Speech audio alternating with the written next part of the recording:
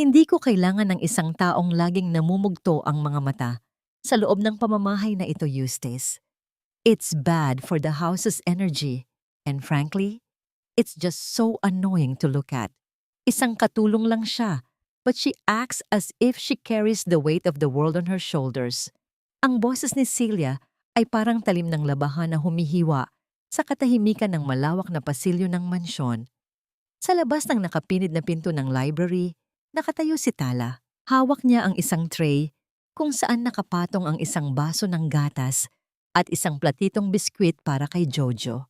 Ngunit sa sandaling iyon, ang bigat ng tray ay tila naging kasing bigat ng isang sako ng semento. She's a good nanny to Jojo, Celia. Malamig na tugon ni Eustace, ngunit ang kanyang boses ay walang init, walang pagtatanggol. Para lamang itong isang formal na pahayag ng isang taong nagbabasa ng kontrata. Good? Marami namang professional dyan, Eustace. Professional nannies who don't sneak out at night and return looking like a mess. Baka kung anong sakit pa ang madala niya rito at mahawa ang anak mo. We should let her go. Ngayon na. Napapakapit si Tala sa gilid ng tray hanggang sa mamuti ang kaniyang mga kuko. Sa loob ng kanyang bulsa, naramdaman niya ang marahas na pagyanig ng kanyang lumang telepono. Isang mensahe mula sa kanyang ina sa probinsya ang kanina pa naghihintay na basahin. Ngunit alam niya ang nilalaman nito nang hindi tinitingnan.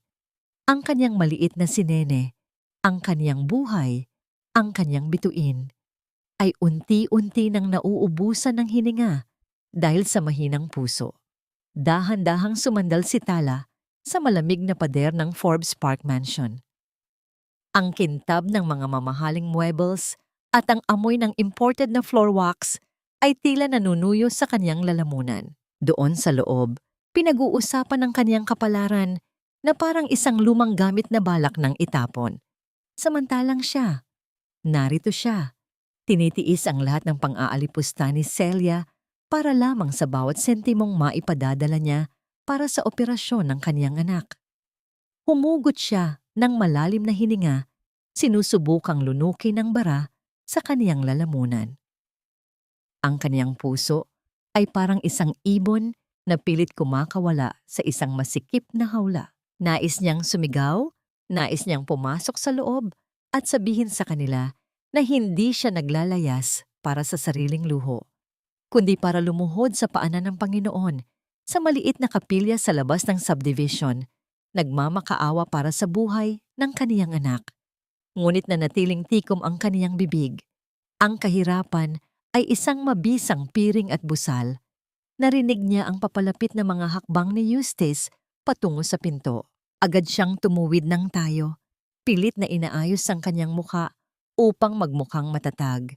Kahit na sa loob niya ay gumuho na ang bawat pundasyon ng kanyang pag-asa.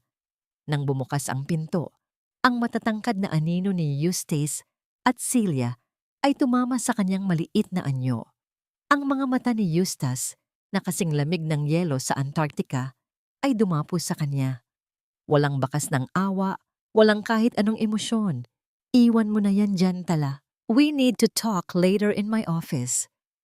Maikling utos ni Eustace bago ito lumampas sa kanya na tila ba isa lamang siyang bahagi ng dekorasyon sa dingding.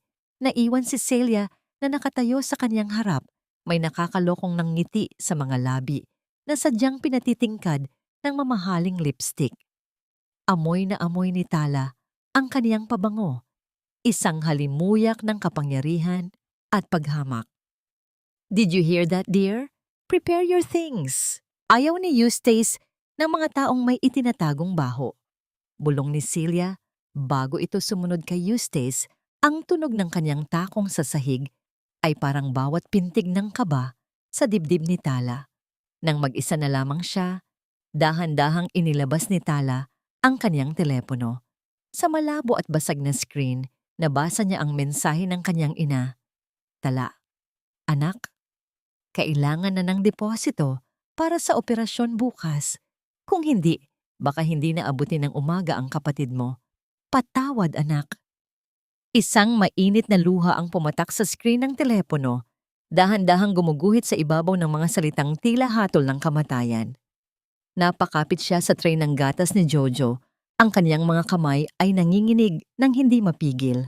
Hanggang kailan ko kailangang lunukin ang aking dangal para sa buhay ng aking anak? Kung mawawalan ako ng trabaho ngayon, saan ako kukuha ng perang pambayad sa kamatayan na kumakatok na sa aming pintuan? Tumingala siya sa kisame, sinusubukang pigilin ang pag-apaw ng kanyang pait. Ang ilaw ng chandelier ay tila nanunuya sa kanyang kadiliman. Sa mundong ito, ng mga higante at makapangyarihan, saan nga ba lulugar ang isang bituin na nawalan na ng kining? Pumasok si Celia sa malawak na kusina na tila isang reyna na naglalakad sa kanyang nasasakupan. Ang bawat pagtama ng kaniyang matutulis na takong sa mamahaling granite tiles ay naglilikha ng tunog na tila isang babala sa pandinig ni Tala. Sa mga sandaling iyon, abala si Tala sa paglilinis ng counter. Pilit na itinatago ang kanyang nanginginig na mga kamay sa loob ng basang-basahan. You know, Tala, hindi ko talaga maintindihan kung bakit hanggang ngayon ay nandito ka pa. Panimula ni Celia habang sinusuri ang kanyang bagong manicure. Ang kanyang boses ay puno ng tamis, ngunit ang bawat salita ay may dalang lason. If I were you, aalis na ako ng kusa. Why wait for the humiliation of being kicked out? May natitira ka pa namang delikadesa, di ba? Hindi sumagot si Tala. Nanatili siyang nakayuko. Ang kanyang mga mata ay nakatuon sa puting ibabaw ng counter na tila ba doon niya mahahanap ang lakas na hindi sumagot. Ang bawat salita ni Celia ay parang asin na ibinubudbod sa kanyang sariwang sugat. I'm doing this for your own good, you know. Patuloy ni Celia habang dahan-dahang lumalapit kay Tala. Masyado kang ambitious. Akala mo ba, dahil malapit sa iyo si Jojo, ay magiging bahagi ka na ng pamilyang ito? You're just a maid, Tala. Isang hamak na katulong na madaling palitan. And Eustace, he doesn't care about your drama. He only cares about results. Sa ilalim ng lababo, mahigpit na hinawakan ni Tala ang gilid ng cabinet. Ang kanyang puso ay sumisigaw ng pagtutol, ngunit ang kanyang isip ay nakakadena sa katotohanang kailangan niya ang trabahong ito. Kailangan niya ang pera para kay Nene. Sa bawat segundo ng pang-aalipusta ni Celia, ang mukha ng kanyang may sakit na anak ang tanging nakikita niya. Pakiusap, Ma'am Celia. Kailangan ko po ang trabahong ito. Bulong ni Tala. Ang kanyang boses ay halos hindi marinig sa kanyang sariling pandinig. Ito na ang pinakamababang antas ng kanyang pagkatao. Ang magmakaawa sa taong alam niyang nais siyang wasakin. Isang malutong na tawa ang pinakawalan ni Celia, isang tunog na puno ng pangungutya na umalingaw-ngaw sa buong kusina. Desperate, are we? Yan ang mahirap sa inyong mga taga-probinsya. Gagamitin niyo ang inyong kahirapan para makakuha ng awa. It's so pathetic. Biglang lumakad si Celia patungo sa maliit na sulok kung saan nakalagay ang mga gamit ni Tala. Bago pa man makakilos ang katulong, mabilis na kinuha ni Celia ang isang maliit na pitaka na nakapatong sa ibabaw ng ref. Sa loob nito, kinuha niya ang isang lukot at luma ng litrato. Ano ito? Isang madungis na bata sa gitna ng bukid? Tanong ni Celia habang tinitingnan ang larawan ni Nene. Ito ba ang dahilan kung bakit laging mugto ang mga mata mo? Isang batang mukhang wala namang kinabukasan? Huwag niyo pong hawakan yan, sigaw ni Tala. Ang kaniyang takot ay biglang napalitan ng isang matinding galit. Mabilis niyang sinubukang bawiin ang litrato, ngunit mabilis ding iniwas ito ni Celia. Ang kaniyang mga mata ay nagniningning sa tuwa dahil nahanap na niya ang pinakamahina at pinakamahalagang bahagi ng buhay ni Tala. Oh, so this is your weakness. Nakangising wika ni Celia. Gusto mo bang malaman ni Eustace na may itinatago kang anak na may sakit? You lied in your application, Tala. Sabi mo, wala kang pamilya para mas mapagkatiwalaan ka. What do you think he will do if he finds out you're a liar? Napako sa kaniyang kinatatayuan si Tala. Ang hangin sa loob ng kusina ay tila naglaho. Iniiwan siyang humihingal sa gitna ng kawalang pag-asa. Ang kaniyang sikreto, ang kaniyang kaisa-isang pag-asa para sa kaligtasan ni Nene, ay nasa kamay na ng kaniyang pinakamalaking kaaway. Give it back to me, please! Pagsusumamo ni Tala, ang kaniyang galit ay muling naging takot. Huwag niyo pong idamay ang anak ko. Gagawin ko ang lahat, Ma'am Celia. Kahit ano. Tinitigan siya ni Celia mula ulo hanggang paa. Ang kanyang mukha ay nagpakita ng isang mapanganib na plano. Dahan-dahan niyang inilapit ang litrato sa kanyang mukha. Bago ito ibinulsa ng may kasamang matinding diin. Kahit ano. Ulit ni Celia, ang kanyang boses ay naging isang malamig na bulong. Then prove it. May kukunin ako sa kwarto ni Eustace mamayang gabi at sisiguraduhin mong walang makakakita sa akin. Kung hindi, ang litratong ito at ang katotohanan tungkol sa anak mo ang magiging huling bagay na makikita mo bago ka mabulok sa lansangan. Naiwan si Tala na nakatayo sa gitna ng kusina. Ang kanyang buong katawan ay nanginginig sa takot at pandidiri sa kanyang sarili. Ang kanyang anak, ang kanyang munting Nene, ay naging prenda sa isang laro na wala siyang pagkakataong manalo. Paano niya magagawang pagtaksilan ang taong nagbigay sa kanya ng bubong, kahit na ito ay malamig at puno ng puot? Ngunit sa kabilang banda, paano niya matitiis na makitang mamatay ang kanyang sariling dugo at laman dahil lamang sa kanyang pride? Habang lumulubog ang araw sa labas ng Forbes Park, ang kadiliman sa loob ng puso ni Tala ay nagsisimula pa lamang lumalim. Ang bawat patak ng pawis sa kanyang noo ay tila naging dugo, at ang katahimikan ng mansyon ay naging isang sigaw na walang nakakarinig. Patawarin mo po ako, Panginoon, dahil sa gabing ito, kailangan kong maging isang makasalanan para lamang mabuhay ang aking anghel. Ang bulong na yon ni Tala ay parang isang sugat na bumubukas sa gitna ng katahimikan ng maliit na kapilya sa labas ng subdivision. Nakaluhod siya sa malamig na semento. Ang kanyang mga palad ay magkasiklop ng mahigpit hanggang sa manginig ang kanyang buong bisig. Ang amoy ng natutunaw na kandila at ang halimuyak ng mga lantang bulaklak sa altar ay tila sumasakal sa kanyang hininga. Sa labas, ang langit ay balot ng makapal at madidilim na ulap. Isang babala ng paparating na unos na tila sumasalamin sa gulo sa loob ng kanyang dibdib. Bawat pagkurap ng kanyang mga mata ay naglalabas ng mainit na luha na dahan-dahang gumuguhit sa kanyang namumutlang pisngi.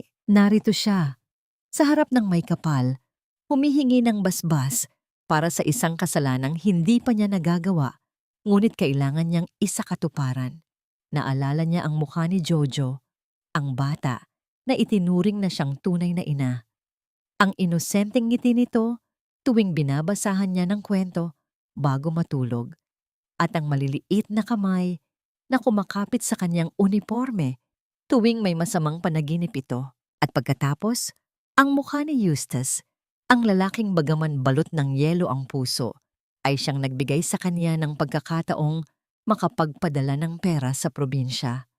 Ngunit sa kabila ng lahat ng pasasalamat, ang boses ni Celia ay muling umalingaw-ngaw sa kanyang isipan, kasing talas ng isang kuko na kumakalmot sa kanyang konsensya. May kukunin ako sa kwarto ni Eustace mamayang gabi, at sisiguraduhin mong walang makakakita sa akin. Ang bawat pintig ng kanyang puso ay parang tunog ng martilyo na nagpapako sa kanyang sariling dangal. Kung hindi niya susundin si Celia, ang litrato ni Nene ay makakarating kay Eustace. Mawawalan siya ng trabaho. Ang kanyang anak ay mamamatay nang hindi man lang niya nayayakap sa huling pagkakataon. Anak, mukhang mabigat ang dinadala mo. Isang mahina at paos na boses ang bumasag sa kaniyang pagmumuni-muni. Nagulat si Tala at mabilis na pinunasan ang kaniyang mga mata. Sa gilid ng isang lumang poste ng kapilya, may isang matandang lalaki na nakaupo. Gusot ang kanyang suot, ngunit ang kanyang mga mata ay may taglay na kakaibang kintab, parang mga bituin sa gitna ng madilim na gabi. "Patawad po, Lolo. Hindi ko po kayo napansin." Pilit ng ngiting tugon ni Tala habang dahan-dahang tumatayo. Hindi sumagot ang matanda ng agad-agad. Sa halip, tinitigan niya ang mukha ni Tala. Tila binabasa ang bawat guhit ng hirap at sakripisyo na nakaukit doon. Ang kaniyang mga kamay na kulubot ay dahan-dahang humawak sa isang lumang rosaryo. Ang mga mata mo, panimula ng matanda. Ang kaniyang boses ay parang kaluskos ng mga tuyong dahon sa ilalim ng buwan. May nakita na akong ganyang mga mata noon. Maraming taon na ang nakalilipas. Sa isang babaeng ibinigay ang lahat, maging ang sariling hininga, para sa isang taong hindi naman niya kadugo. Napakunot ang noo ni Tala. "Ano po ang ibig ninyong sabihin?" Dahan-dahang tumayo ang matanda. Ang kaniyang mga hakbang ay mabagal at tila may dalang bigat ng nakaraan. Huminto siya sa tapat ni Tala at tinitigan siya ng mas malalim. "Nagtrabaho ako sa malaking mansyon sa dulo ng kalsadang iyon bago ako naging tagapangalaga rito sa kapilya." Turo ng matanda sa direksyon ng Forbes Park. "Nakilala ko ang isang babaeng kasing tapang mo, isang babaeng may pusong ginto na hindi kayang tapatan ng kahit anong hiyas sa loob ng bahay na yon." Bahagyang nanginig ang mga kamay ni Tala. Ang kanyang pakiramdam ay tila may isang malaking lihim na unti-unting nabubunyag sa ilalim ng malabong ilaw ng kapilya. "Kilala ninyo po ba ang pamilya ni Sir Eustace?" tanong ni Tala. Ang kanyang boses ay puno ng kaba. Ngumiti ng mapait ang matanda. "Saksi ako sa bawat luha ng kanyang asawa bago ito pumanaw. At saksi rin ako sa isang himala na nangyari sa loob ng ospital na yon. Isang himalang pinangunahan ng isang estrangherong hindi man lang nagpakilala." Lalong lumakas ang kabog ng dibdib ni Tala. Ang bawat salita ng matanda ay parang isang piraso ng puzzle na pilit niyang binubuo sa kaniyang isipan. Naalala niya ang gabing iyon sa ospital, ang lamig ng aircon, ang amoy ng gamot, at ang kaniyang sariling desisyon na magbigay ng isang bahagi ng kaniyang pagkatao para sa isang buhay na naghihingalo. "Ikaw," ang bulong ng matanda ay naging isang matalim na tanong. "Ikaw ba ang babaeng iyon? Ang babaeng nagligtas sa kanya, ngunit piniling manatiling anino?" Bago pa man makasagot si Tala, isang malakas na kulog ang yumanig sa buong kapilya. Ang hangin ay marahas na pumasok sa loob, pinapatay ang lahat ng kandila sa altar at iniiwan silang dalawa sa gitna ng ganap na kadiliman. Sa loob ng katahimikang yon, narinig ni Tala ang sarili niyang mabilis na paghinga. Nang muling gumuhit ang kidlat sa langit, ang maliit na liwanag ay tumama sa mukha ng matanda. Wala na ang nangiti rito, kundi isang ekspresyon ng matinding babala. "Mag-ingat ka, anak," ang huling salita ng matanda bago ito dahan-dahang lumakad palayo sa dilim. Ang ahas ay hindi lamang nasa gubat. Minsan, ito ay nakasuot ng seda at may amoy ng mamahaling pabango. At kapag natuklasan na ang katotohanan, maging ang pinakamatigas na bato ay kailangang dumanas ng pagkadurog bago ito maging hiyas. Naiwan si Tala na mag-isa, nakatayo sa gitna ng nagngangalit na gabi. Ang kaniyang puso ay puno ng katanungan, ngunit masigit ang takot na nananalaytay sa kanyang mga ugat. Sino ang matandang iyon? At bakit tila alam niya ang sikretong matagal na niyang ibinaon sa limot? Habang tinatahak niya ang daan pabalik sa mansyon, sa gitna ng nagsisimulang pagpatak ng ulan, ang bawat hakbang ni Tala ay tila isang paglapit sa isang bangin. Alam niyang sa gabing ito, ang kanyang buhay ay hindi na kailanman magiging katulad ng niyang dati. Ang tanong ay hindi na lamang kung ililigtas niya ang kanyang anak. Ang tanong ay, ano ang nakahandang ibigay ni Eustace kapag nalaman niyang ang babaeng kaniyang itinuturing na basura ay ang siya ring nagbigay ng dugtong sa buhay ng kaniyang pinakamamahal? Ngunit bago ang lahat ng iyon, kailangan muna niyang harapin ang kadiliman na naghihintay sa kanya sa loob ng kwarto ni Eustace. "Yaya, bakit mo ako iiwan?" Sabi ni Tita Celia, "Kailangan mo na raw umalis dahil hindi ka naman talaga namin pamilya." Ang boses ni Jojo ay maliit at basag, sapat na upang patigilin ang tibok ng puso ni Tala habang inaayos niya ang kumot ng bata. Ang silid ay puno ng amoy ng lavender at baby powder. Isang mundong napakalayo sa mabaho at maingay na eskinita na kinalakhan ni Tala. Sa ilalim ng malabong ilaw ng lampshade, nakita ni Tala ang pamumuo ng luha sa malalaking mata ng bata. Dahan-dahang umupo si Tala sa tabi ng kama. Hinawakan niya ang maliit na kamay ni Jojo. Ang balat nito ay kasing lambot ng seda, kabaligtaran ng kaniyang sariling mga palad na magaspang at may mga kalyo dahil sa walang tigil na pagtatrabaho. Sa mga sandaling iyon, ang sakit na kaniyang nararamdaman para sa sariling anak sa probinsya at ang awa para sa batang nasa harap niya ay naghalo na lumilikha ng isang dambuhalang bara sa kaniyang dibdib. "Huwag kang makinig sa mga ganoong salita, Jojo," bulong ni Tala. Pilit na pinatatatag ang kaniyang boses. "Narito lang si Yaya. Hindi kita iiwan hanggat kailangan mo ako." "Pero sabi ni Daddy, kailangan mong sumunod sa rules." Patuloy ni Jojo habang isinisiksik ang kaniyang mukha sa unan. "Bakit ba kailangang maging malungkot lagi si Daddy? Bakit hindi siya marunong yumakap katulad mo, Yaya?"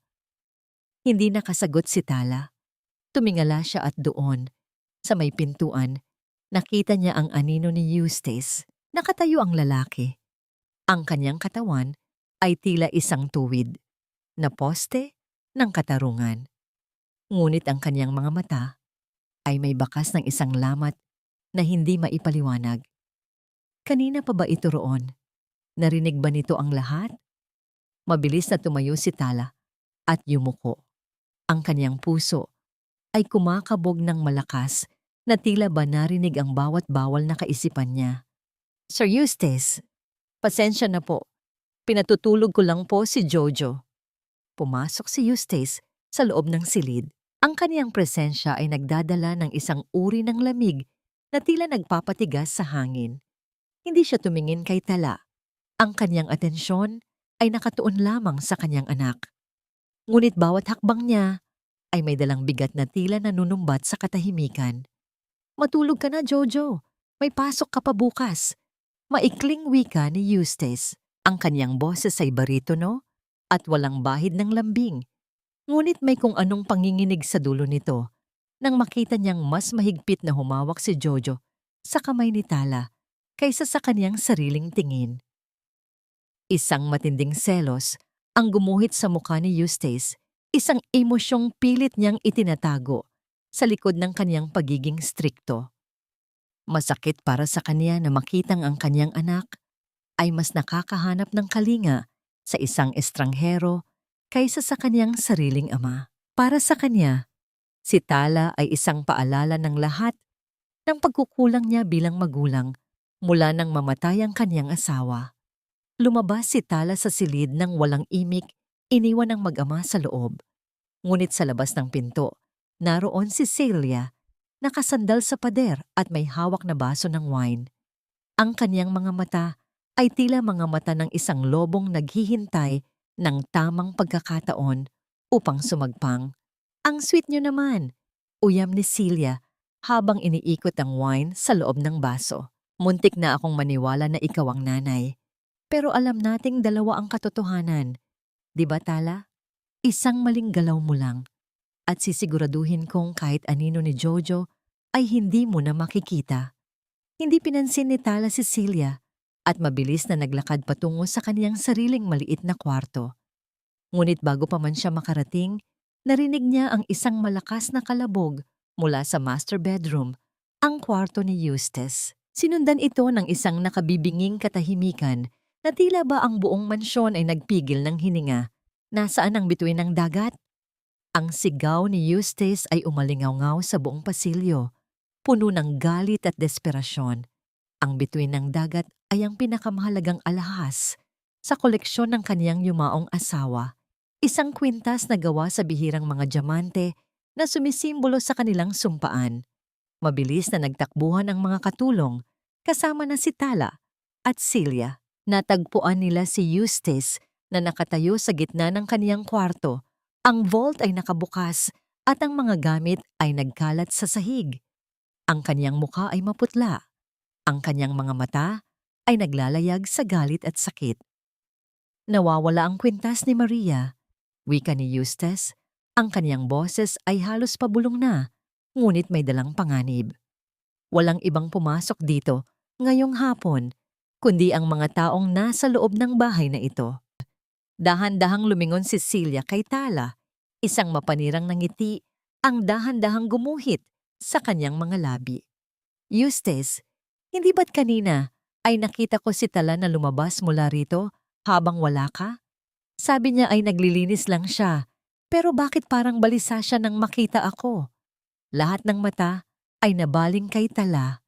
Naramdaman niya ang lamig na gumapang mula sa kanyang mga paa hanggang sa kanyang ulo. Ang kanyang mga kamay ay nagsimulang manginig at ang bawat salita ng pagtatanggol ay tila nabara sa kanyang lalamunan. Tiningnan ni Eustace si Tala. Ang kanyang mga mata ay tila dalawang talim na pilit hinihiwa ang kanyang pagkatao. Tala, totoo ba ito? Pumasok ka ba sa kwarto ko nang wala ako? Hindi makapagsalita si Tala. Ang kanyang isip ay lumilipad patungo sa banta ni Celia kanina at sa misyon na ibinigay nito sa kanya. Ngunit wala pa siyang kinukuha. Hindi pa siya nagnanakaw. Sa gitna ng tensyon, lumapit si Celia sa maliit na bag ni Tala na nakapatong sa malapit na lamesa. Sa isang mabilis na galaw, itinaob niya ito at doon, sa gitna ng sahig, bumagsak ang isang bagay na nagpakislap sa buong silid sa ilalim ng ilaw. Ang bituin ng dagat. Nabalot ng isang nakatutulig na katahimikan ng silid.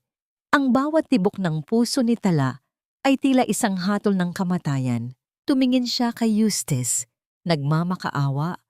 Ngunit ang nakita niya lamang ay ang pagguho ng huling bahagi ng tiwala sa mga mata ng lalaki. Ano ang gagawin ni Tala ngayong ang ebidensya ng isang krimeng hindi niya ginawa ay nasa harap na ng lahat? At paano niya ililigtas ang kanyang sarili kung ang tanging taong nakakaalam ng katotohanan ay ang siya ring nagbaon sa kanya sa hukay?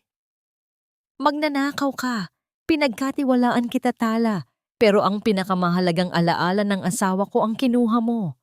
Ang mga salitang yon ni Eustace ay parang isang malakas na sampal na yumanig sa buong pagkatao ni Tala. Sa gitna ng master bedroom, kung saan ang bawat sulok ay saksi sa kaniyang tapat na paglilinis at pag-aalaga, nakatayo siya ngayon bilang isang kriminal. Ang bituin ng dagat ay nakahiga sa sahig. Ang mga diamante nito ay kumikinang sa ilalim ng chandelier, tila nanunuya sa kaniyang kahirapan at kawalang kapangyarihan. Dahan-dahang lumapit si Celia, ang kaniyang mukha ay balot ng isang mapagpanggap na pagkagulat na mabilis ding napalitan ng isang mapait na tagumpay. I told you, Eustace. I had a feeling about her. Masyado siyang tahimik, masyadong mabait. Pero sa loob, naghihintay lang pala siya ng pagkakataon para makapagnakaw. Look at this, Eustace. Itinago niya pa talaga sa sarili niyang bag. Hindi po totoo yan. Ang boses ni Tala ay halos isang bulong, puno ng panginginig at pait. Ang kanyang lalamunan ay tila sinasakal ng isang dambuhalang bara. Sir Eustace, nakikiusap po ako. Hindi ko po magagawang nakawin ang kwintas ni Ma'am Maria. Alam ko po kung gaano ito kahalaga sa inyo. Ang lakas ng loob mong banggitin ang pangalan ng asawa ko. Bulyaw ni Eustace. Ang kanyang mga mata ay nagbabaga sa galit. Isang galit na nagmumula sa isang sugatang puso. Lumapit siya kay Tala. Ang kanyang presensya ay tila isang dambuhalang anino na lumalamon sa liwanag. Nandyan ang ebidensya, Tala. Nahulog sa harap nating lahat mula sa gamit mo. Ano pa ang gusto mong sabihin? Sumandal si Tala sa gilid ng isang antigong mesa. Ang kanyang buong katawan ay nanginginig. Sa kanyang bulsa, mahigpit niyang hinawakan ang maliit na rosaryo na kanyang daladala. Ang kaisa-isang bagay na nagbibigay sa kanya ng lakas sa mga sandaling gusto na niyang sumuko. Ang kanyang isipan ay lumipad patungo kay Nene sa probinsya. Kung makukulong siya, sino ang magbabayad para sa operasyon? Sino ang yayakap sa kanyang anak sa huling sandali nito? Eustace, darling, huwag na nating patagalin ito. Singit ni Celia habang dahan-dahang hinahaplos ang braso ng lalaki. Ang kaniyang boses ay puno ng lason na binalot ng asukal. Kung nakuha niya ang kwintas, siguradong marami pa siyang itinatago. Sino ang nakakaalam kung ano pa ang nawawala sa bahay na ito? Lumingon si Celia kay Tala. Ang kanyang mga mata ay nagniningning sa isang kakaibang uri ng saya. Yung lumang baul mo sa kwarto. Tala, hindi ba't lagi mo itong nilalagyan ng kandado? Bakit? Ano ang itinatago mo roon na hindi namin pwedeng makita? Napasinghap si Tala. Ang baul na iyon ang kaniyang kaisa-isang santuwaryo. Doon nakatago ang mga liham ng kanyang ina, ang mga luma at punit-punit na damit ni Nene, at ang katotohanang matagal na niyang ibinaon. Huwag. Pakiusap. Huwag ang baul ko. Pagsusumamo ni Tala, ang kanyang mga luha ay tuluyan ng umagos, binabasa ang kanyang maputlang pisngi. Wala pong nakaw doon. Mga gamit ko lang po ang nandoon. Kung wala kang itinatago, bakit ka natatakot? Tanong ni Celia nang may kasamang mali siya. Eustace, baka nandoon ang iba pang nawawalang alahas. Baka doon niya inilalagay ang lahat ng kanyang ninanakaw para ipadala sa kung saan man. Nang walang sabi-sabi, lumakad si Eustace patungo sa kwarto ni Tala. Ang kanyang mga hakbang ay mabigat at puno ng determinasyon. Sumunod si Celia na may kasamang lihim ng ngiti, habang si Tala ay halos gumapang sa paghabol. Ang kanyang puso ay parang pinupunit ng bawat segundo ng kahiya-hiyang nangyayari. Nang marating nila ang maliit na kwarto ni Tala, tumambad sa kanila ang isang payak na silid, isang kama, isang maliit na lamesa, at ang lumang kahoy na baul sa sulok. Ang amoy ng langis na panlinis at ang bango ng tuyong sampagita ay tila isang malungkot na paalala ng simpleng buhay ni Tala. Gamit ang isang malakas na sipa, sinira ni Eustace ang kandado ng baul. Ang tunog ng nababasag na kahoy ay umalingaw-ngaw sa buong mansyon. Tila ba ito ang tunog ng pagguho ng huling bahagi ng dangal ni Tala? Dahan-dahang binuksan ni Eustace ang takip ng baul. Sa loob, nakita niya ang mga maayos na nakatuping lumang damit, isang maliit na kumot ng sanggol, at isang nakatiklop na papel. Ngunit bago pa man mahawakan ni Eustace ang anumang bagay, mabilis na dinampot ni Celia ang isang maliit na kahon na nakatago sa pinakailalim. Ano ito? Tanong ni Celia habang binubuksan ang kahon. Sa loob nito ay may isang maliit na selyadong sobre at isang lumang susi. Mukhang may mas malalim pang itinatago, ang ating butihing yaya. Tiningnan ni Tala ang sobre. Ang kanyang hininga ay tila tumigil. Iyon ang lihim na nag-uugnay sa kanya sa nakaraan ni Eustace. Isang katotohanang hindi niya kailanman balak sabihin. Ngunit bago pa man niya mabawi ito, mabilis na binuksan ni Celia ang sobre at inilabas ang nilalaman nito. Isang lumang record ng ospital at isang sulat na may pirma ng yumaong asawa ni Eustace. Nanlaki ang mga mata ni Celia, hindi dahil sa galit, kundi dahil sa isang pagkakataon na lalong wasakin si Tala. Ngunit bago pa niya mabasa ang buong nilalaman, isang malakas na sigaw mula sa kabilang bahagi ng mansyon ang bumasag sa tensyon. Daddy! Daddy, si Jojo! Hindi siya makahinga. Ang boses ng isa pang katulong ay puno ng takot. Sa isang saglit, ang lahat ng galit at hinala ay napalitan ng isang matinding pangamba. Mabilis na tumakbo si Eustace patungo sa silid ng niyang anak, iniwan ang nakabukas na baul at ang mga sikretong naghihintay na mabunyag. Naiwan si Tala na nakaluhod sa sahig. Ang kaniyang mga gamit ay nagkalat sa paligid. Ang kaniyang puso ay nahahati sa pagitan ng takot para sa kaniyang sarili at ang matinding pag-aalala para sa batang itinuring na niyang sariling anak. Ano ang nakasulat sa sulat na yon na hawak ngayon ni Celia? At sa gitna ng paparating na unos, magagawa pa bang iligtas ni Tala si Jojo kung ang lahat ay nakatingin sa kanya bilang isang kaaway? Lumabas ka, ngayon din. Huwag mo nang hintaying kaladkarin kita palabas ng pamamahay na ito. Ang tinig ni Eustace ay hindi na lamang malamig. Ito ay naging kasing talas ng isang hatol na walang pag-asang mabago. Sa loob ng silid ni Jojo, ang hangin ay naging mabigat dahil sa hirap na paghinga ng bata. Habang nakahiga si Jojo at pilit na humihigop ng hangin mula sa nebulizer, nakatayo si Tala sa isang sulok. Nanginginig ang buong katawan habang hawak ang isang baso ng maligamgam na tubig na balak niya sanang ipainom sa bata. Sir Eustace, pakiusap po. Hayaan niyo muna akong tulungan si Jojo. Pagsusumamo ni Tala, ang kaniyang boses ay halos maglaho sa gitna ng hikbi. Alam ko po kung paano pakalmahin ang atake niya. Hindi ko po kinuha ang kwintas, sir. Maniwala po kayo. Maniwala? Isang mapait na tawa ang kumawala kay Eustace. Lumapit siya kay Tala at marahas na hinablot ang baso mula sa kamay nito dahilan upang tumapon ang tubig sa sahig. Nandyan ang ebidensya, Tala. Nahuli ka na. Pero nagagawa mo pa ring magsinungaling sa harap ng anak ko? You're a poison to this family. Gusto mo bang madamay pati ang kalusugan ni Jojo sa kasamaan mo? Mabilis na sumingit si Celia na tila isang buwitreng naghihintay sa kaniyang biktima. Eustace darling, look at Jojo. Lalo siyang nahihirapan dahil sa presensya ng babaeng ito. She's stressing the child. Security, ilabas niyo na ang babaeng iyan. Sa isang iglap, naramdaman ni Tala ang malalakas na kamay ng mga gwardiya na humahawak sa kaniyang mga braso.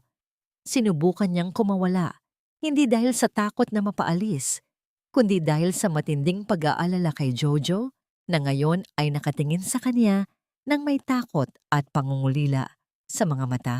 Yaya! Yaya! Ang mahinang tawag ni Jojo ay tila isang punyal na bumaon sa puso ni Tala. Jojo! Huwag kang mag-alala, gagaling ka anak. Sigaw ni Tala bago siya tuluyang kinaladkad palabas ng silid. Dinala siya ng mga gwardiya patungo sa kaniyang maliit na kwarto.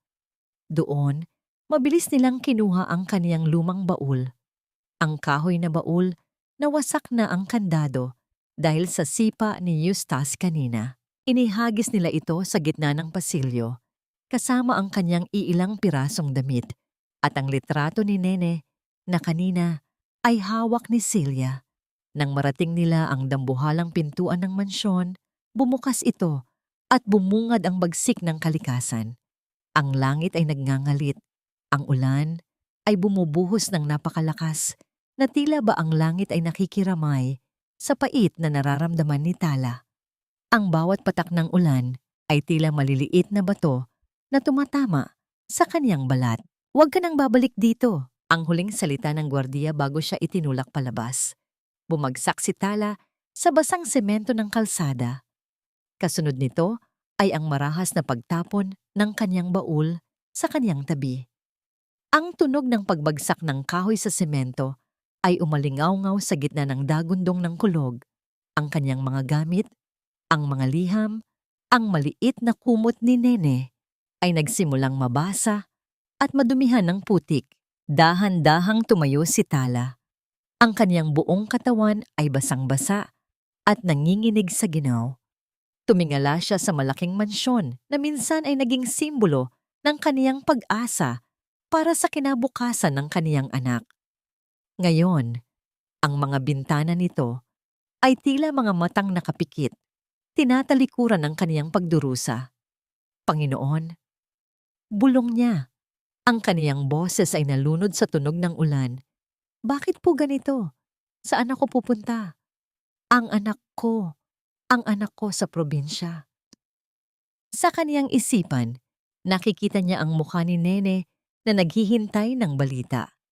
Isang gabi na lamang ang natitira bago ang operasyon at ngayon wala siyang pera, wala siyang trabaho at wala siyang dangal sa mata ng taong kaisa-isang makakatulong sa kanya.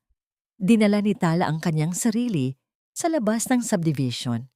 Ang kalsada ay madilim at ang tanging liwanag ay nagmumula sa bawat pagguhit ng kidlat sa langit. Ang baha ay nagsisimula ng tumaas at ang bawat hakbang niya ay tila paglalakad sa isang ilalim ng dagat na walang hangganan. Ang kanyang puso ay wala nang maramdaman kundi ang isang matinding pamamanhid, isang uri ng sakit na labis-labis na kaya hindi na magawang ilabas ng luha. Habang naglalakad siya sa tabi ng highway, yakap-yakap ang kanyang basang bag na naglalaman ng iilang mahahalagang bagay. Ang kanyang pandinig ay napuno ng ingay ng humahagibis na ulan. Ngunit sa gitna ng ingay na yon, may isang tunog na unti-unting lumulutang, ang tunog ng isang makina ng sasakyan na mabilis na dumarating mula sa kaniyang likuran. Hindi lumingon si Tala. Wala na siyang pakialam kung ano man ang mangyari sa kanya. Ngunit ang liwanag mula sa headlight ng sasakyan ay biglang sumabog sa kaniyang paligid. Ginagawa itong kasing liwanag ng tanghali. Ang tunog ng mga gulong na pilit humihinto sa basang kalsada ay lumikha ng isang matinis na tunog na tila humiwa sa katahimikan ng gabi. Sa isang iglap, naramdaman ni Tala ang isang malakas na hangin na dumaan sa kaniyang tabi.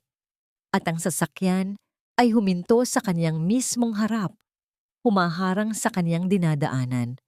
Ang pintuan ng sasakyan ay bumukas at isang anino ang lumabas. Isang aninong pamilyar, ngunit hindi niya inaasahang makikita sa gitna ng ganitong unos. Sino ang taong ito na humabol sa kanya sa gitna ng ulan? At ito ba ay isang bagong panganib o ang simula ng isang pag-asang matagal na niyang hinihintay? Tala, bumalik ka. Nagmamakaawa ako. Bumalik ka. Ang boses ni Aling Nena, ang matandang kusinera sa mansyon, ay halos malunod sa hagupit ng hangin at ulan. Lumabas siya mula sa lumang sasakyan na humarang sa daan ni Tala. Ang kanyang mukha ay bakas ng matinding takot. Ang kanyang mga mata ay nanlalaki sa desperasyon habang hinahawakan niya ang magkabilang balikat ni Tala na basang-basa at tila wala ng buhay. Bakit, Aling Nena? Itinapon na nila ako. Wala na akong babalikan doon. Nanghihinang sagot ni Tala. Ang kaniyang boses ay nanginginig sa ginaw at pagod.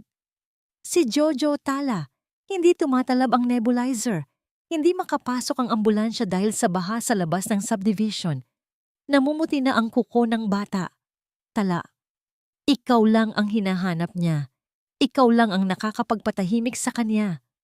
Parang isang kidlat na tumama sa dibdib ni Tala ang bawat salita ni Aling Nena. Sa gitna ng dilim at lamig, nakita niya ang mukha ni Jojo, ang batang walang malay sa kasamaan ng mundo, ang batang tumawag sa kanya ng yaya ng may buong pagtitiwala.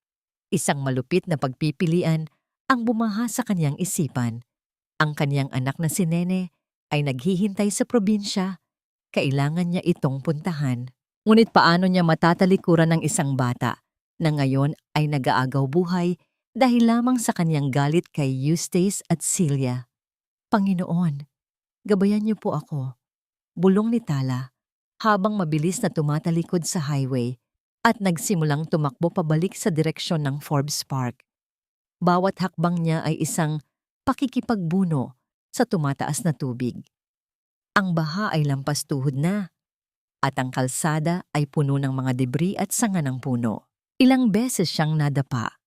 Ang kanyang mga tuhod ay nagkasugat dahil sa pagtama sa semento, ngunit hindi niya nararamdaman ang sakit. Ang tanging naririnig niya ay ang hirap na paghinga ni Jojo na tila ba umaalingaw-ngaw sa kanyang pandinig. Nang marating niya ang mansyon, Ang pintuan ay nakabukas at ang mga tao ay nagkakagulo. Nakita niya si Eustace sa gitna ng sala, nakaluhod sa tabi ng sofa kung saan nakahiga si Jojo. Ang lalaking dati ay makapangyarihan at puno ng yabang ay ngayon ay tila isang basang sisiw, walang magawa, umiiyak at nanginginig sa takot. Si Celia naman ay nakatayo sa malayo. Hawak ang kanyang telepono. Kunwari ay tumatawag ng tulong ngunit ang kanyang mga mata ay walang bakas ng tunay na pag-aalala. "Umalis kayo! Tabi!" Sigaw ni Tala habang humahangos patungo sa bata. Nagulat si Eustace nang makita si Tala. Balak niya sanang magsalita. Marahil ay para itaboy muli ang katulong.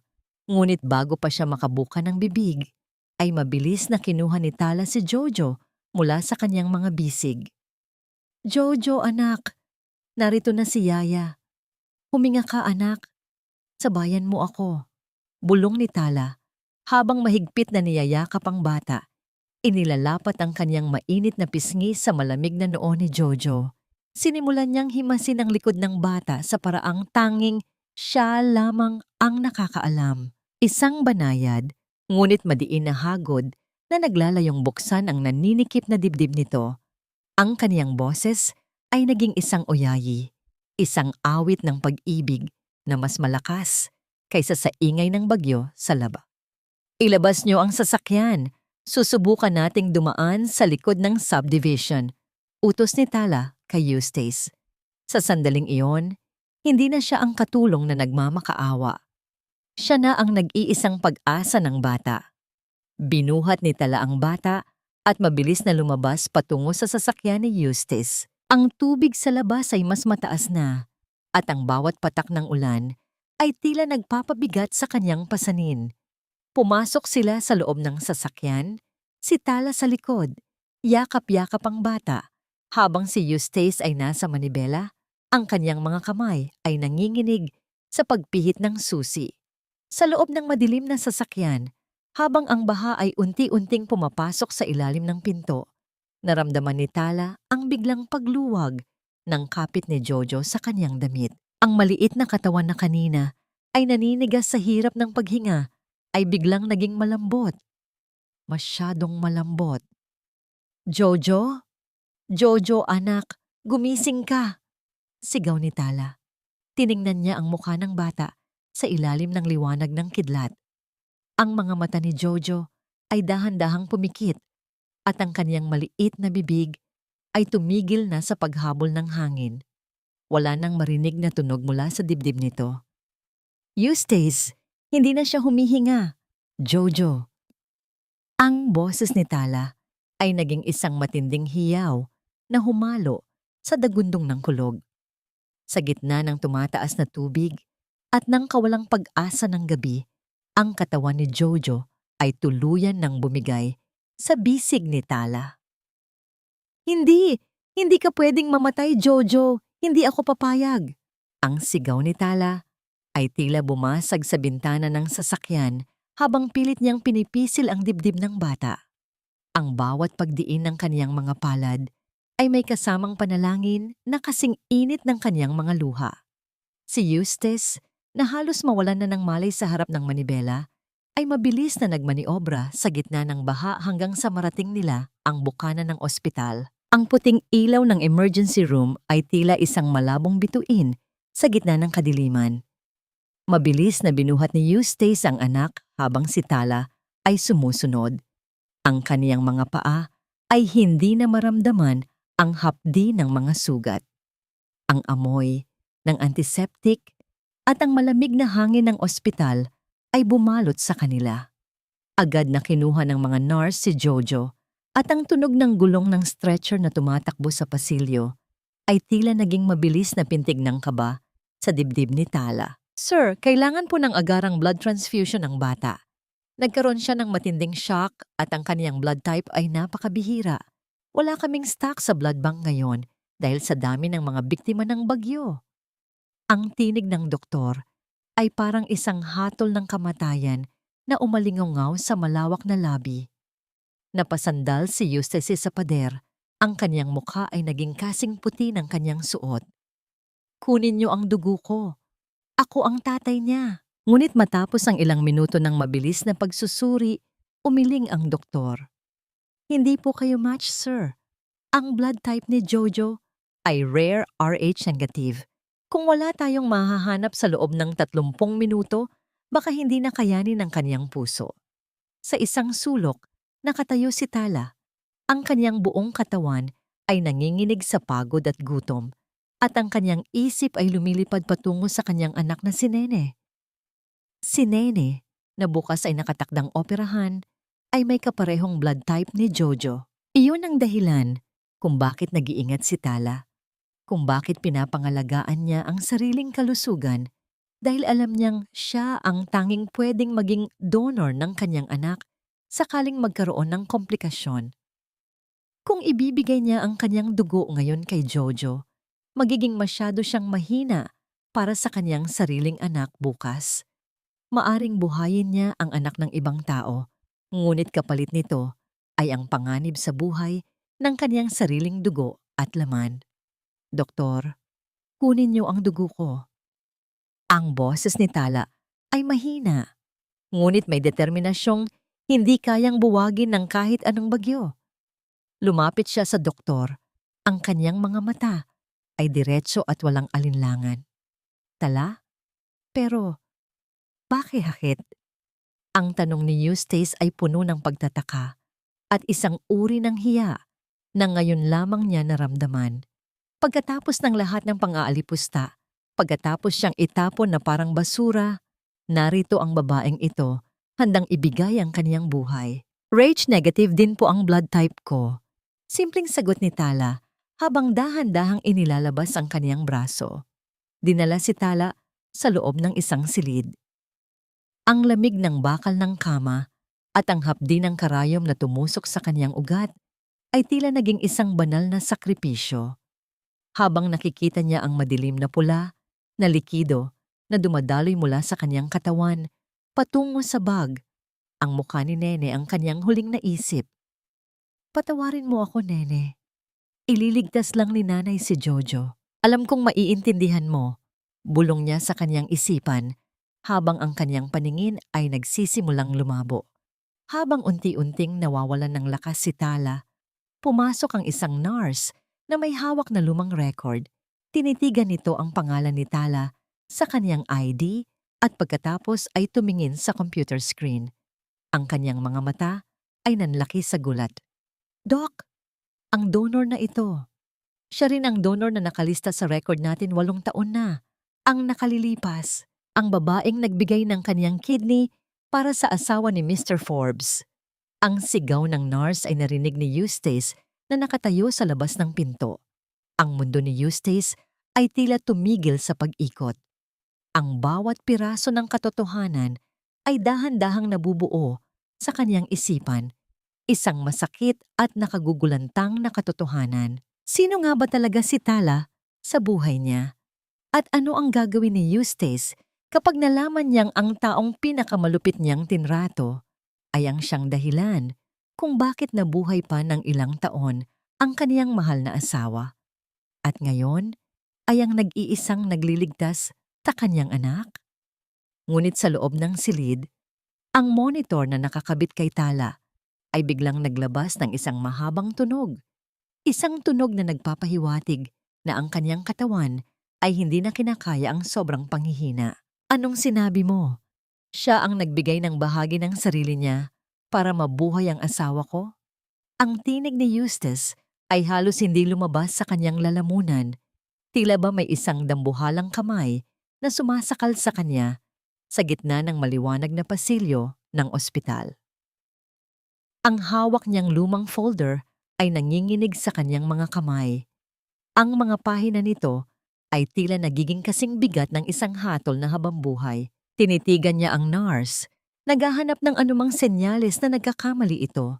Ngunit ang tapat at seryosong tingin ng babae ang nagkumpirma sa kanyang pinakakatatakutang katotohanan. Opo, Mr. Forbes, hindi ko malilimutan ang mukha ni Miss Tala. Malungkot na sagot ng nurse habang inaayos ang kanyang salamin.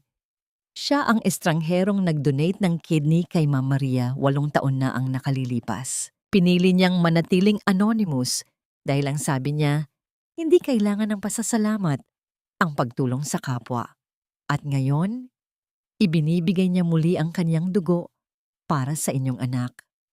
Napaupo si Eustace sa matigas na silya sa waiting area. Ang kanyang mundo ay tila isang dambuhalang kristal na biglang bumagsak at nagkadurog-durog sa kaniyang paanan.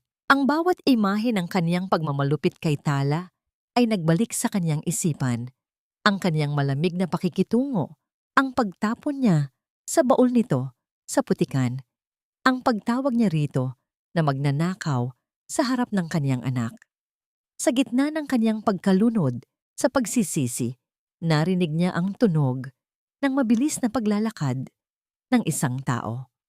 Amoy ng mamahaling pabango ang biglang humalo sa amoy ng gamot sa paligid.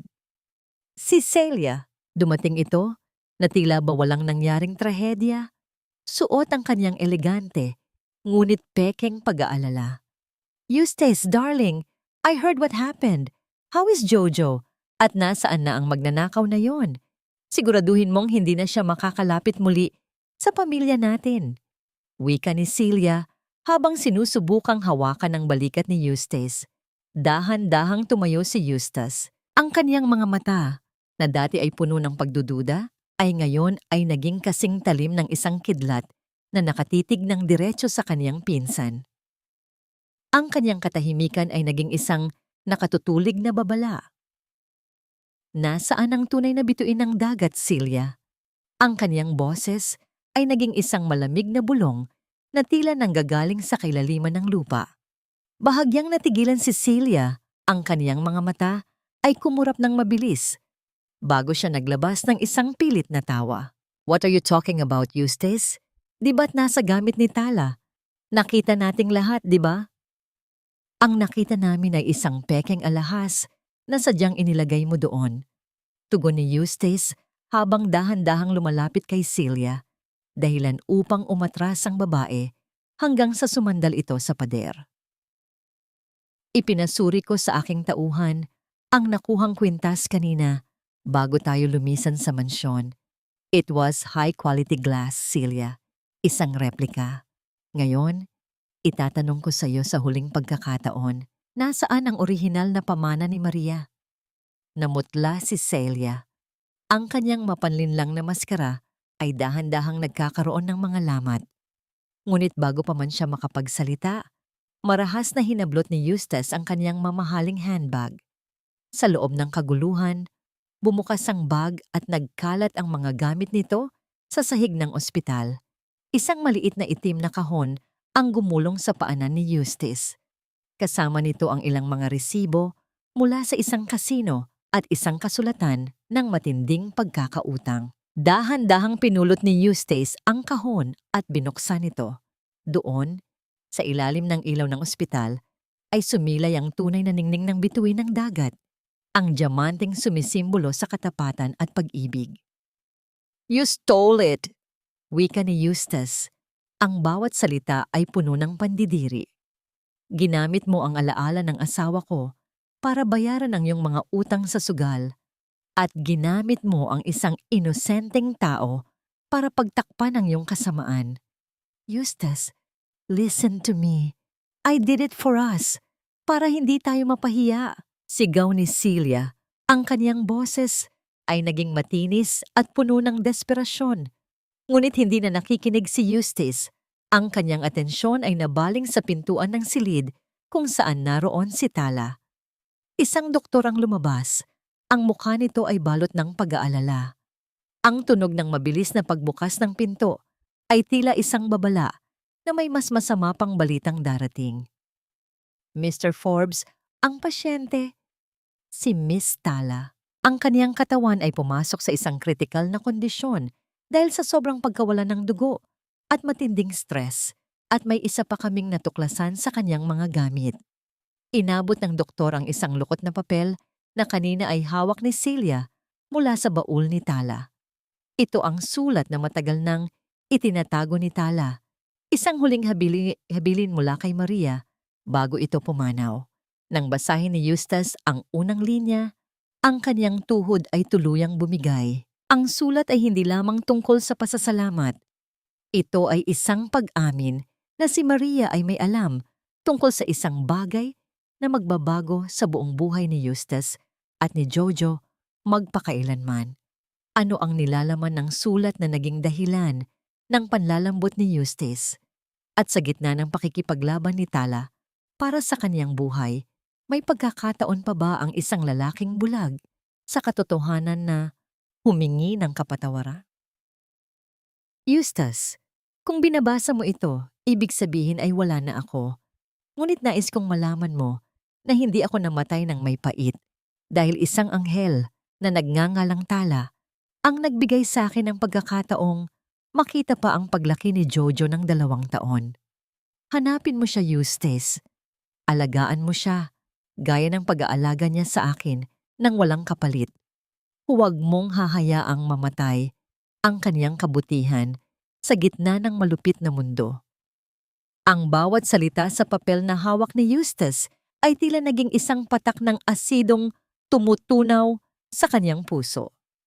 Ang sulat ni Maria, ang kaniyang yumaong asawa, ay nanginginig sa kaniyang mga kamay habang ang kaniyang mga luha ay dahan-dahang bumabasa sa tinta nito. Narito ang katotohanan. Matagal nang nakatago sa loob ng kaniyang sariling bahay habang siya ay nabulag ng galit at pagdududa. Napatingin si Eustace sa salamin ng ICU. Doon, sa kabila ng makapal na bubog, nakahiga si Tala. Ang kanyang mukha ay kasing puti ng mga kumot na bumabalot sa kanya at ang kanyang dibdib ay dahan-dahang tumataas at bumababa sa tulong ng mga makina. Ang mga tubo at kable na nakakabit sa kaniyang katawan ay tila mga tanikala na nagpapa-alala kay Eustace sa kaniyang sariling pagkakasala. Patawad, Maria. Patawad, Tala. Bulong ni Eustace, ang kaniyang boses ay naging isang basag na tunog ng pagsisisi. Pumasok siya sa loob ng silid. Ang kaniyang mga hakbang ay mabigat at puno ng pag-aalinlangan. Lumapit siya sa gilid ng kama ni Tala at dahan-dahang hinawakan ng kamay nito. Ang kamay na magaspang dahil sa trabaho, ang kamay na nagligtas sa kaniyang asawa, at ngayon ay ang kamay na nagbigay ng dugtong sa buhay ni Jojo. Daddy? Isang mahina at paos na boses ang narinig niya mula sa kabilang silid kung saan inilipat na si Jojo. Mabilis na lumabas si Eustace at nakita ang kaniyang anak na dahan-dahang nagmumulat ng mata. Ang kulay sa mga pisngi ng bata ay bumabalik na.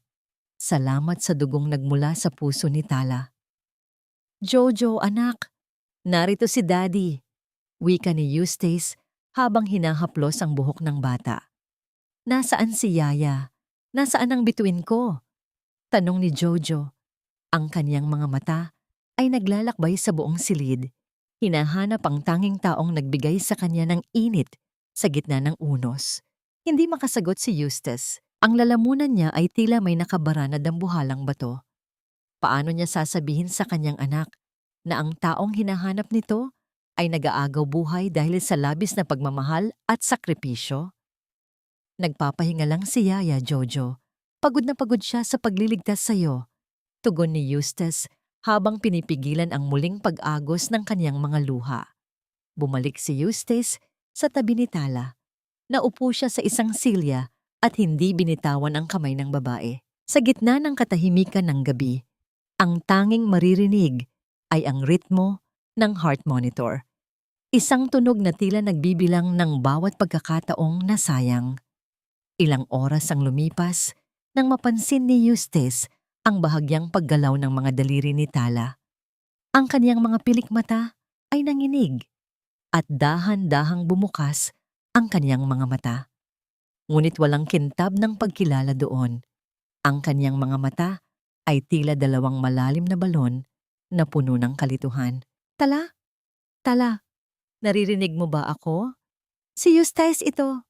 Mabilis na wika ni Eustace, ang kaniyang puso ay tumalon sa pag-asa. Tinitigan siya ni Tala ng matagal. Walang galit sa kanyang mukha, walang pait. Sa halip, isang inosente at tila batang ekspresyon ang bumalot sa kanyang anyo. Sino po kayo? Ang tanong ni Tala ay mahina, parang isang bulong ng hangin sa gitna ng kagubatan. At nasaan po ako? Bakit po?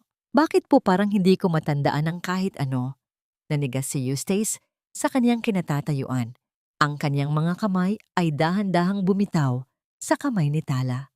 Ang takot na kanyang naramdaman kanina ay napalitan ng isang matinding pangamba na tila humiwa sa kanyang kaluluwa. Tala, huwag kang magbiro. Ako ito, si Jojo, ang anak mo, ang anak natin sa mansyon. Pagsusumamo ni Eustace, ngunit umiling si Tala, ang kanyang mga mata ay nagsimulang mapuno ng takot. Wala po akong matandaan. Sino po si Jojo? Sino po ang anak ko? At bakit po? Bakit po sobrang sakit ng puso ko? Mabilis na tumawag si Eustace ang doktor. Habang sinusuri si Tala, ang bawat segundo ay tila isang taon ng pagdurusa para kay Eustace. Nang lumabas ang doktor, ang kanyang mukha ay balot ng seryosong ekspresyon.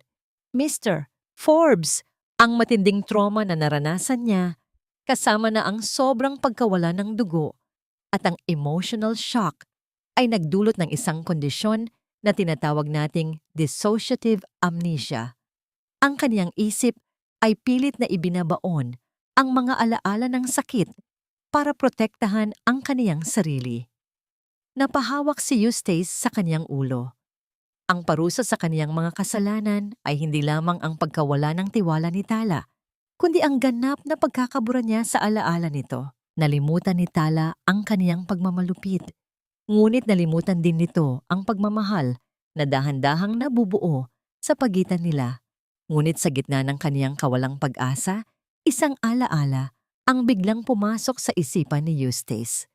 Ang anak ni Tala sa probinsya, ang batang si Nene na kailangang maoperahan sa mismong araw na ito. Tumingin siya sa relo. Ang oras ay tumatakbo. Kung hindi siya kikilos ngayon, ang huling bagay na nag-uugnay kay Tala sa kaniyang buhay ay maaring mawala rin magpakailanman. Ano ang gagawin ni Eustace para iligtas ang anak ni Tala habang ang ina nito ay hindi man lang siya matandaan? At paano niya tutulungan si Tala na mahanap ang kaniyang sarili kung ang bawat piraso ng kaniyang gunita ay puno ng pait na dulot niya? Hindi sapat ang lahat ng salapi sa mundo upang ibalik ang isang alaala. Ngunit alam ni Eustace na sapat ang kaniyang kapangyarihan upang pigilan ang isa pang kamatayan. Habang si Tala ay nananatiling tuliro sa loob ng kaniyang silid sa ospital, mabilis na kumilos si Eustace. Hindi niya hinayaang lumipas ang bawat minuto nang walang kabuluhan. Gamit ang kaniyang mga koneksyon, ipinalipad niya ang isang pribadong ambulansya patungo sa probinsya ni Tala upang sunduin ang batang si Nene. Sa pasilyo ng ospital, nakasalubong ni Eustace ang kaniyang mga tauhan na may dalang balita tungkol kay Celia. Ang kaniyang pinsan ay formal ng kinasuhan ng pagnanakaw at frustrated homicide dahil sa pagtatangkang harangan ang tulong para kay Jojo. Ngunit sa sandaling iyon, ang balita ng hustisya ay tila isang malamig na hangin lamang na dumaan sa kaniyang pandinig. Ang kaniyang buong isipan ay nakatuon sa isang maliit na bata na ngayon ay parating na ang buhay na tanging magpapabalik sa kining ng mga mata ni Tala. Dumating ang gabi at kasabay nito ang tunog ng papalapit na sasakyan sa entrada ng ospital. Bumaba mula sa ambulansya ang isang matandang babae, si Aling Rosa, ang ina ni Tala. Yakap-yakap nito ang isang maliit at payat na batang babae na natutulog. Ang mga tubo ng oxygen ay nakakabit pa rin sa munti nitong ilong. Ang pagod at takot sa mukha ni Aling Rosa ay sapat na upang madurog ang puso ni Eustace. "Kayo po ba ang amo ng anak ko?" Tanong ni Aling Rosa. Ang kaniyang boses ay nanginginig habang nakatingin sa maranyang suot ni Eustace. "Salamat po. Salamat po sa pagliligtas sa apo ko. Pero nasaan po si Tala? Bakit hindi po siya ang sumundo sa amin? Hindi agad nakapagsalita si Eustace. Dahan-dahan niyang kinuha ang mga gamit ni Aling Rosa at iginiya ang matanda patungo sa silid ni Tala. Ang bawat hakbang ay tila paglalakad sa ibabaw ng mga bubog ng katotohanan. Nang buksan nila ang pinto, nakaupo si Tala sa gilid ng bintana, nakatingin sa kawalan. Ang kaniyang mga mata ay walang kislap ng pagkilala. Anak? Tala? Salamat sa Diyos. Buhay ka. Sigaw ni Aling Rosa habang patakbong lumapit sa kaniyang anak. Tumingin si Tala sa kaniyang ina.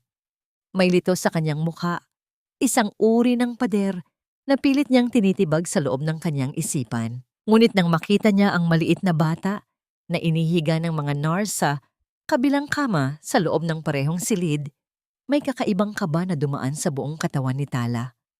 Bumilis ang kanyang paghinga at dahan-dahan niyang itinapat ang mga kamay sa kanyang dibdib.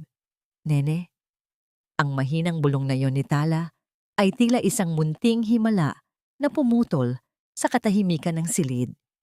Sa sandaling iyon, parang may bagong pag-asa na sumilip sa gitna ng lahat ng nangyari. Bagaman hindi niya maalala si Eustace, bagaman burado ang kaniyang karanasan sa mansyon, ang tawag ng dugo ay hindi kayang burahin ng anumang amnesia.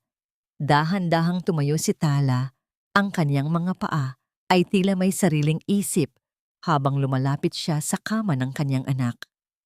Lumuhod si Tala sa tabi ng kama ni Nene. Hinawakan niya ang maliit na kamay ng bata at sa isang saglit ang mga luhang kanina pa itinatago ng kaniyang isipan ay tuluyan ng umagos. Isang matinding hagulhol ang kumawala sa kaniyang lalamunan. Isang tunog ng isang inang muling natagpuan ang kaniyang nawawalang kaluluwa. Pinanood sila ni Eustace mula sa pintuan. Ang kaniyang puso, na dati ay kasing tigas ng bato, ay ngayon ay parang kandilang unti-unting natutunaw sa init ng tagpong kaniyang nakikita. Doon niya na-realize na ang pag-ibig ay hindi pala nasusukat sa tagal ng pagsasama, kundi sa lalim ng sakripisyong handang ibigay ng isa para sa kapwa. Dahan-dahang lumapit si Eustace kay Aling Rosa. Inabot niya ang isang envelope na naglalaman ng lahat ng papeles para sa operasyon ni Nene. Lahat po ay bayad na. Ang pinakamagagaling na doktor ang titingin sa kanya. Ito po ang maliit na paraan ko para makabawi sa lahat ng sakit na naidulot ko sa inyong pamilya. Tumingin si Aling Rosa kay Eustace, pagkatapos ay kay Tala, na ngayon ay hinahalikan ang noo ni Nene. Isang matamis at mapait na ngiti ang sumilay sa matanda. Ang tadhana ay parang isang bilog, sir. Kung ano ang itinanim mo, iyon ang aanihin mo. Ngunit minsan, ang Diyos ay nagbibigay ng pangalawang pagkakataon para itanim ang tama. Habang ang gabi ay lumalalim, nanatili si Eustace sa labas ng silid. Nakaupo siya sa pasilyo, kasama ang kanyang mga sariling alaala ng kanyang asawa at ang bagong pag-asang kaniyang nararamdaman. Alam niyang malayo pa ang lalakbay ni Tala para ganap na gumaling at alam niyang kailangan niyang paghirapan ang bawat sentimo ng kapatawaran mula rito. Ngunit sa gitna ng kaniyang pagmumuni-muni, isang maliit na kamay ang humawak sa kaniyang binti. Tumingala siya at nakita si Jojo na bitbit ng isang nurse. Ang bata ay may dalang isang maliit na guhit, isang larawan ng isang bituin at isang bahay. Daddy, gising na ba si Yaya? Gusto ko na siyang yakapin, bulong ni Jojo. Tumingin si Eustace sa kanyang anak, pagkatapos ay sa pintuan ng silid ni Tala. Isang matinding kaba ang kanyang naramdaman nang makita niyang bumukas ang pinto at lumabas si Tala. Ngunit sa pagkakataong ito, ang kaniyang mga mata ay hindi na bakante. May kislap na doon. Isang kislap ng galit, sakit, ngunit may halong pagtatanong. Tinitigan ni Tala si Eustace ng matagal. Tila binabalikan ng kanyang isip ang bawat segundo ng kaniyang pagdurusa sa ilalim ng kaniyang pamamalakad. Ang katahimikan sa pagitan nila ay naging kasing bigat ng isang bundok. Naalala ko na ang lahat. Wika ni Tala, ang kanyang boses ay matatag at puno ng dignidad. Naalala ko kung paano mo ako itinapon sa ulan. Naalala ko kung paano mo pinaniwalaan ang kasinungalingan kaysa sa aking katapatan. Napayuko si Eustace. Ang kanyang puso ay tila hihinto sa kaba. Tala, patawad. Gagawin ko ang lahat para makabawi. Ngunit isang malamig na tingin ang ibinigay sa kanya ni Tala. Ang kapatawaran ay hindi nabibili ng pera, Mr. Forbes. At ang tiwala ay hindi parang alahas na kapag nawala ay pwede mong palitan ng bago. Paano susuyuin ni Eustace ang isang pusong kaniyang winasak sa pinakamalupit na paraan? At sa harap ng tagumpay ng operasyon ni Nene, sapat na ba ang utang na loob para burahin ang pait ng nakaraan? O ito ba ang simula ng isang ganap na paghihiwalay? Ang silid ng ospital ay nabalot ng isang mabigat na katahimikan, isang uri ng katahimikang hindi nakakalunod, kundi nagbibigay ng pagkakataon sa bawat sugat na huminga. Sa gitna ng puting liwanag ng silid, nakaupo si Tala sa tabi ng kama ni Nene. Ang kaniyang mga kamay ay marahang nakahawak sa maliit na palad ng kaniyang anak. Binibilang ang bawat mahinahon at malakas na tibok ng pulso nito. Ang operasyon ay naging matagumpay, isang himalang pinanday ng agham at ng dugong inialay ni Tala sa gitna ng unos. Bumukas ang pinto at pumasok si Eustace. Hindi na siya ang makapangyarihang Ginoo na ang bawat salita ay batas. Ngayon, siya ay isang lalaking tila pasan ang buong daigdig ng pagsisisi. May dala siyang isang maliit na kahon at isang balumbon ng mga dokumento. Ngunit ang kaniyang mga mata ay nanatiling nakatungo, takot na masugatan muli ang damdamin ng babaeng kaniyang pinakamamahal ngunit pinakamalupit na sinaktan. Tala. Ang kaniyang boses ay parang isang bulong ng hangin sa gabi. Narito ang mga tauhan mula sa korte. Tapos na ang investigasyon. Si Celia. Siya ay nakaharap na sa katarungan. Ang lahat ng kaniyang kasinungalingan ay naging tanikala na sa kaniyang sarili. Tumingin si Tala kay Eustace. Walang kislap ng tagumpay sa kaniyang mga mata dahil alam niyang ang pagkabilanggo ni Celia ay hindi sapat upang ibalik ang mga gabing iniluha niya sa dilim. Ngunit nang makita niya ang tunay na lungkot sa mukha ni Eustace, naramdaman niya ang unti-unting pagluwag ng kaniyang sariling dibdib. Hindi ko hiniling ang kaniyang pagdurusa, Mr. Forbes. Tugon ni Tala, ang kaniyang boses ay matatag at puno ng dignidad. Ang hiling ko lang ay ang mabuhay ng may katotohanan. Ang katotohanan kahit gaano kami kahirap, may dangal kaming hindi kayang bilhin ng kahit anong yaman sa Forbes Park. Lumapit si Eustace at inilapag ang maliit na kahon sa lamesa. Nang buksan niya ito, sumilay ang ningning ng bituin ng dagat, ang kwintas na naging mitya ng kanyang puot. Ngunit ngayon, ang alahas na yon ay tila nawalan na ng halaga sa harap ng tunay na hiyas na nasa kaniyang harap. Ang kwintas na ito ay pag-aari ni Maria. Simula ni Eustace, ang kaniyang tinig ay nanginginig. Ngunit sa kaniyang huling sulat, sinabi niyang ang tunay na bituin ay ang taong magliligtas sa aming pamilya. Tala, hindi ko hinihiling na bumalik ka sa mansyon bilang katulong.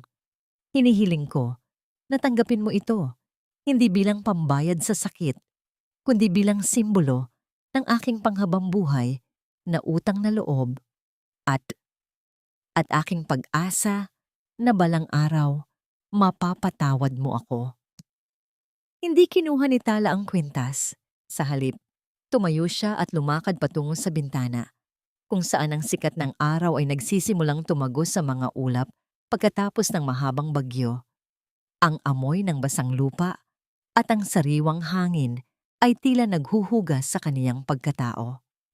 Ang kapatawaran ay parang paghilom ng sugat, Mr. Forbes. Hindi ito minamadali, wika ni Tala habang nakatingin sa malayo.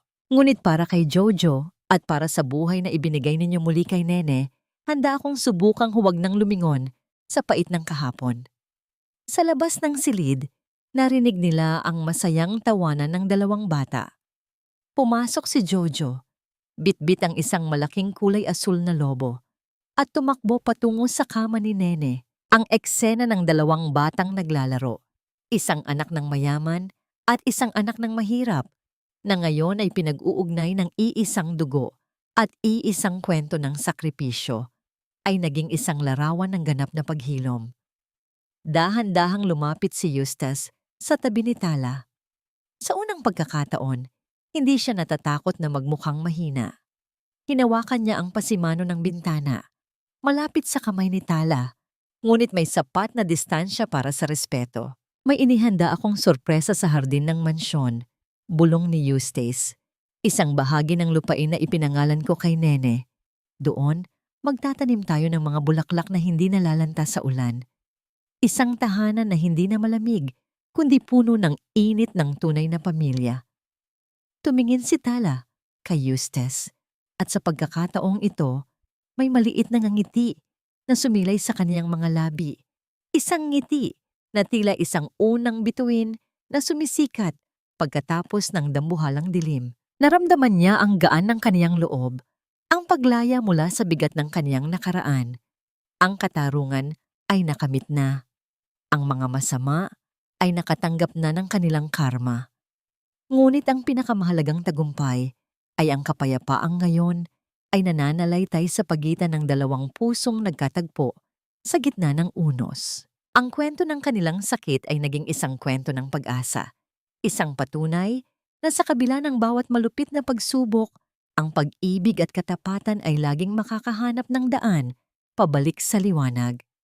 Habang pinapanood nila ang mga bata, alam ni Tala na ang bukas ay hindi na puno ng takot.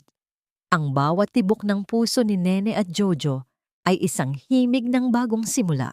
At sa gitna ng tahimik na silid ng ospital, ang dalawang mundong dati ay magkahiwalay, ay tuluyan ng naging isa, pinagtibay ng dugong ibinigay at ng pusong natutong magpatawad. Lumipas ang mga buwan at ang dating malamig at tila monumentong mansyon sa Forbes Park ay unti-unti nang binalot ng init ng isang tunay na tahanan.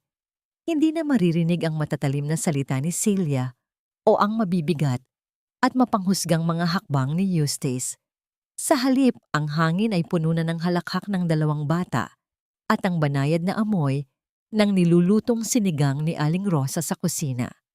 Ang bawat sulok na dati ay saksi sa pait at pagdurusa, ay ngayon ay naging kanlungan ng mga bagong alaala sa malawak na hardin kung saan ang mga bulaklak ng sampagita at rosas ay sabay-sabay na namumukadkad sa ilalim ng gintong sikat ng araw.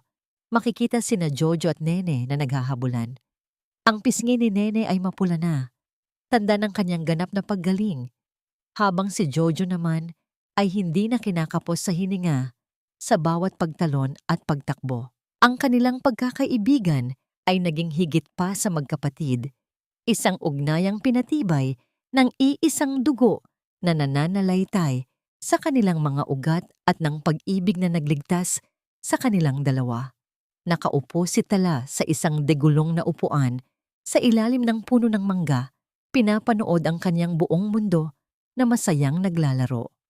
Wala na ang lungkot sa kanyang mga mata, wala na ang bakas ng takot, na baka sa paggising niya ay wala na siyang matuluyan. Ang kanyang uniforme bilang katulong ay matagal na niyang itinabi.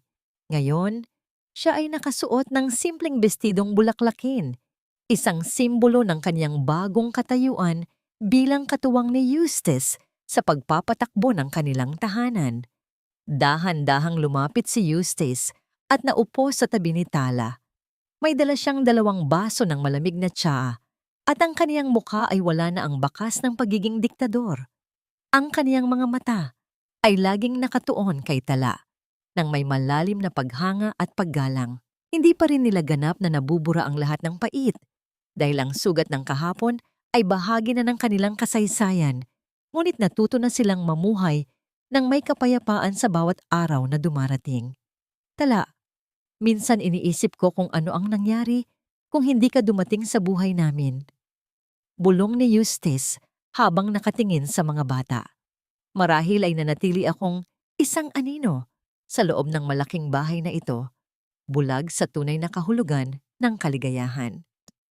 Tumingin si Tala kay Eustace at hinawakan ng kamay nito. Isang haplos na puno ng pagtanggap at pag-asa. Ang bawat unos ay may dulo, Eustace. Ang mahalaga ay hindi kung gaano tayo nadapa, kundi kung paano tayo bumangon para sa mga taong nagmamahal sa atin. Napatawad na kita, hindi dahil kailangan ko, kundi dahil ayaw kong bitbitin ang bigat ng galit habang kapiling ko ang aking anak. Nakamit na ang katarungan. Ang kaniyang dangal ay naibalik at ang kaniyang sakripisyo ay nagbunga ng isang himalang hindi kayang tumbasan ng kahit anong yaman.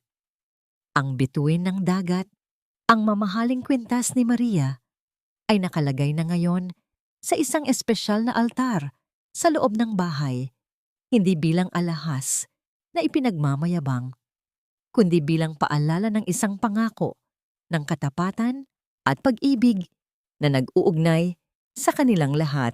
Ang buhay ay nanatiling mapanghamon, ngunit sa loob ng mansyon ni Eustace, wala na ang pader na naghihiwalay sa amo at katulong. Mayroon na lamang isang pamilyang binuo ng tadhana, pinanday ng pagsubok, at pinagtibay ng kapatawaran.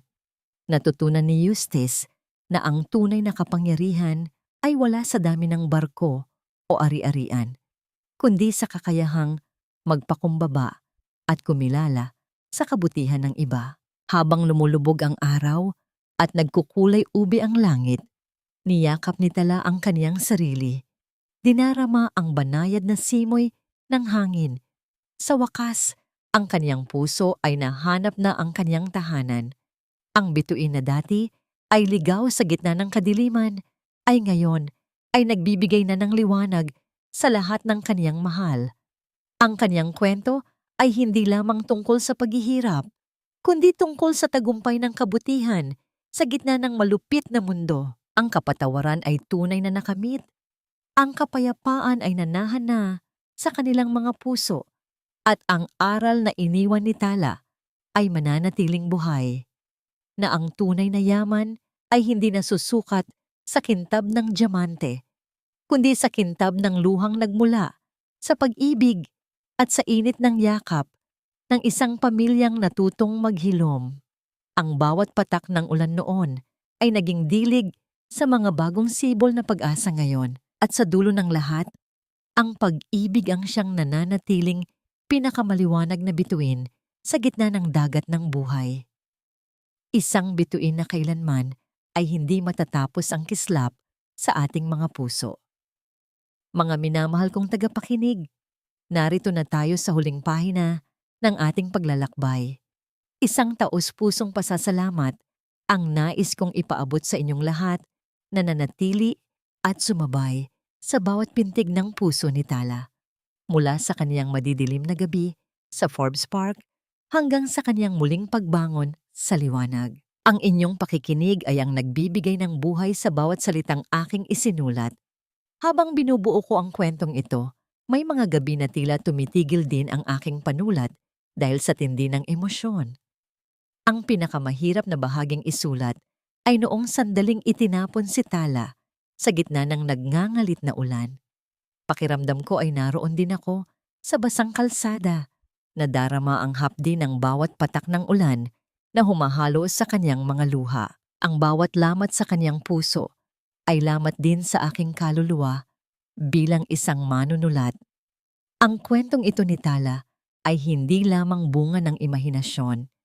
Ito ay hango sa mga tahimik na sakripisyo ng napakaraming inang Pilipina na aking nakilala. Mga inang handang lunukin ang kanilang dangal, tiisin ang pang-aalipusta, at ibigay ang kanilang huling patak ng dugo para lamang sa kaligtasan ng kanilang mga anak. Ang kanilang katatagan ang naging mitya at inspirasyon upang isilang ang kwentong ito. Nais kong mag-iwan ng isang munting apoy sa inyong mga puso. Isang paalala na ang kapatawaran ay hindi isang tanda ng kahinaan, kundi ang pinakamataas na anyo ng katapangan. Gaya ng huling sinag ng araw bago ang dapit hapon, laging may pag-asang naghihintay sa atin Sa kabila ng pinakamadilim na unos, ang ating mga sugat ang siyang nagpapakita kung gaano tayo katibay sa harap ng hamon ng tadhana. Ngunit bago tayo tuluyang maghiwalay ng landas sa pagkakataong ito, nais kong mag-iwan ng isang katanungan na maaari ninyong pagnilayan. Sa inyong palagay, sapat na ba ang pagsisisi at pagbabago ni Eustace upang tuluyang mabura ang pait ng nakaraan ni Tala? Kung kayo ang nasa kalagayan ni Tala, kaya nyo rin bang buksan muli ang inyong puso? Sa taong minsan ay itinapon kayo na parang basura? Sana ay naging makabuluhan ang inyong oras sa pakikinig sa ating obra. Kung ang kwento ni Tala ay nag-iwan ng marka sa inyong mga puso, pakiusap ay i-like at ibahagi ninyo ang video na ito sa inyong mga mahal sa buhay. Nais din naming marinig ang inyong mga saloobin. Kaya't huwag mag-atubiling mag-iwan ng inyong mga komento. Ang inyong suporta ang nagsisilbing lakas namin upang patuloy na maghabi ng mga kwentong magbibigay ng inspirasyon, pag-asa at paghilom. Hanggang sa muli nating pagkikita sa susunod na kabanata ng ating buhay. Maraming salamat po at manatili nawa ang liwanag sa inyong mga puso.